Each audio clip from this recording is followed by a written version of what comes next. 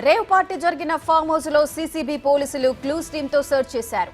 దాదాపు 100 మంది పార్టీలో పాల్గొన్నట్లు గుర్తించారు. వారిలో చాలా వరకు వీవీఐపీలు ఉన్నట్లు సమాచారం. పట్టుబడిన కార్లలో డ్రగ్స్ ఆనవాళ్లు వెతికారు. రేవ్ పార్టీ నడిపిన వారిని అదుపులోకి తీసుకుని వారి నుంచి సెల్ ఫోన్లు స్వాధీనం చేసుకున్నారు.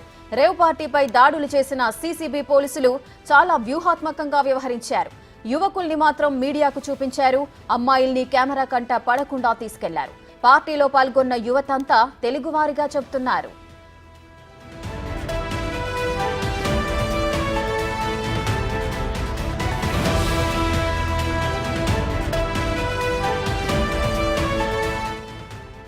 ఇక మరోవైపు తనపై వస్తున్న ఆరోపణలపై నటి హేమ స్పందించారు. తాను హైదరాబాద్ లోనే ఉన్నానని చెప్పుకొచ్చారు. దీనికి సంబంధించి ఆమె ఓ వీడియో విడుదల చేశారు.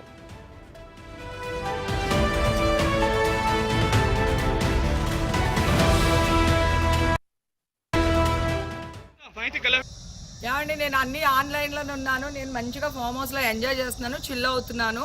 నా మీద ఈ ఫేక్ న్యూస్ వస్తుంది. ప్లీజ్, నేను ఎక్కడికి వెళ్ళలేదు, నేను హైదరాబాద్లోనే ఉన్నాను.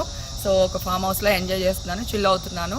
సో నా మీద వచ్చే న్యూస్ ఫేక్ న్యూస్. అది అక్కడ మరి ఎవరున్నారో ఏమో నాకు తెలియదు. సో అది ఫేక్ న్యూస్ అండి, అవన్నీ నమ్మొద్దు. Okay, thank you. ఏమండి, నేను అన్ని ఆన్లైన్లోనే ఉన్నాను. నేను మంచిగా ఫామ్ హౌస్లో ఎంజాయ్ చేస్తున్నాను, చిల్ అవుతున్నాను. నా మీద ఈ ఫేక్ న్యూస్ వస్తుంది. ప్లీజ్, నేను ఎక్కడికి వెళ్ళలేదు, నేను హైదరాబాద్లోనే ఉన్నాను. సో ఒక ఫామ్ హౌస్లో ఎంజాయ్ చేస్తున్నాను, చిల్ అవుతున్నాను. సో నా మీద వచ్చే న్యూస్ ఫేక్ న్యూస్. అది అక్కడ మరి ఎవరున్నారో ఏమో నాకు తెలియదు. సో అది ఫేక్ న్యూస్ అండి, అవన్నీ నమ్మొద్దు. Okay, thank you.